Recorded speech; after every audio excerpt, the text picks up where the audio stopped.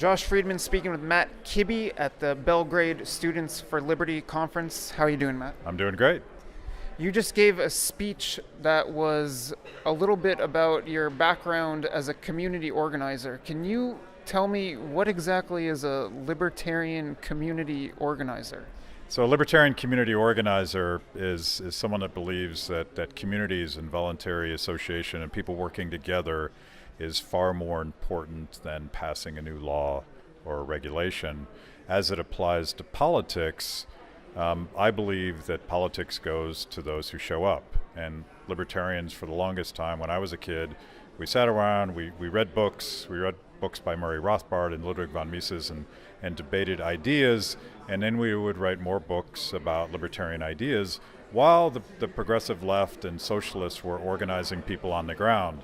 The phrase community organizer, of course, comes from the left, but I think that certainly in 2016, the only way to be politically relevant is to organize people, to create a community that believes a common set of values, but then goes and does something with that.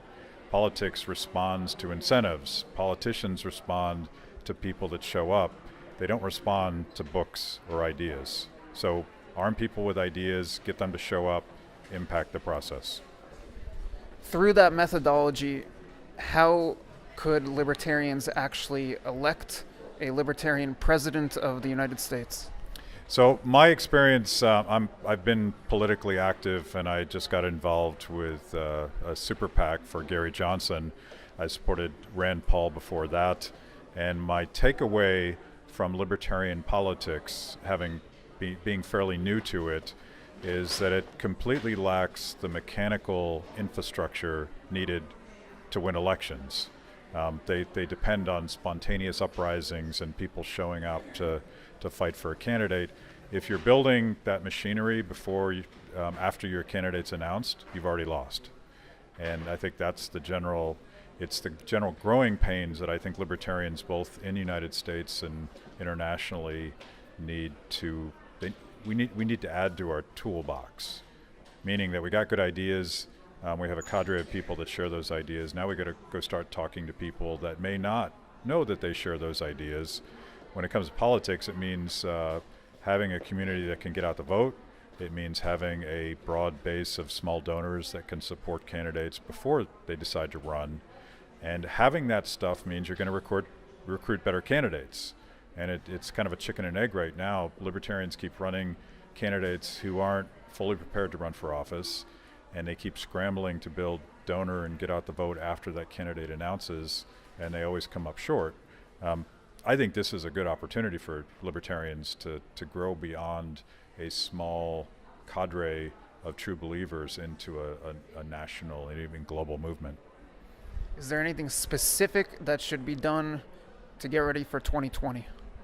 It's all about social media. The low-cost, high-impact way to organize a political movement is online. So build your presence on Facebook, on Twitter, build your email list, start interacting with your community so that they stay involved and they bring their friends into it.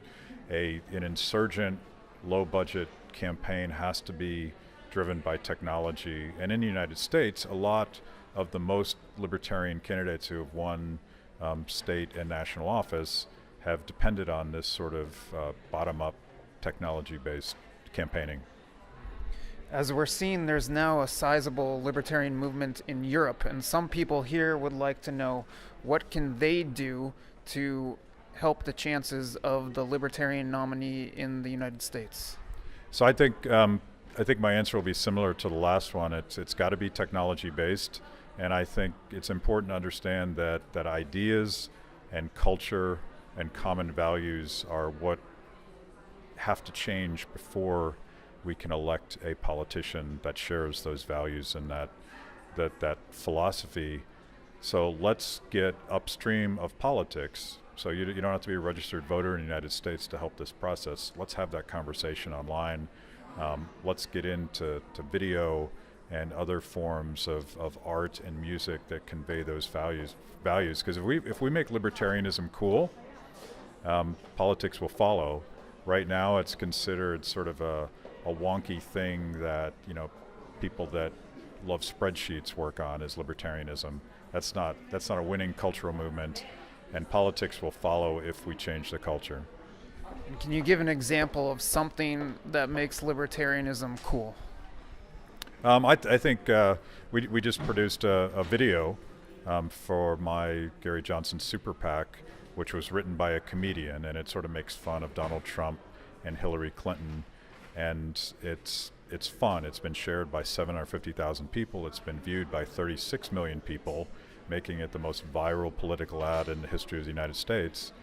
But importantly, we recruited some 150,000 people who become the basis of an ongoing movement of people that weren't libertarians before they saw the video. Now they think they are.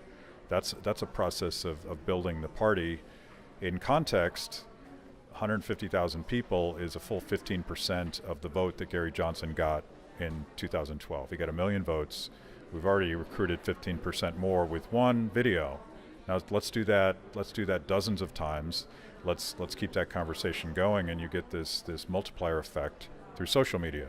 I think social media makes it possible for libertarians to be more effective.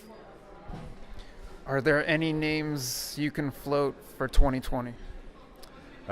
It would be strictly speculative. I do think we have to find someone that's proven that they can win significant public office, and there aren't a lot of libertarians. It's sort of a chicken and egg. It's not a lot of big L libertarians that have won public office yet. So right now I'm looking at someone like maybe Justin Amash, who's a congressman from Michigan. I have no idea if he... As the Libertarian nominee. Yeah. I have no idea if he'd be interested in doing something like that. But if we build the machine, we will recruit a high-quality, capable candidate who can communicate, who can raise money, who can win elections.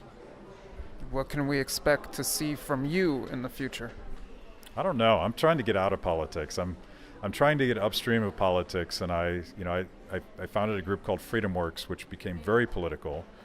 We had a lot of political successes, but I left FreedomWorks specifically because I wanted to get away from politics, upstream of politics, and start talking about popular culture and values that I consider libertarian, but I also consider to be common sense and broadly held views across the political spectrum.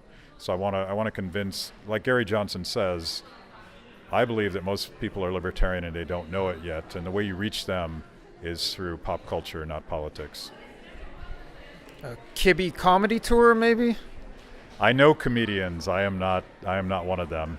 I just spent a couple of weeks with a comedian who was doing Gary Johnson shows. So I think there's potential there. All right, thank you very much. Best of luck, and we'll keep an eye out for whatever it is that you'll be up to in the future. Thank you.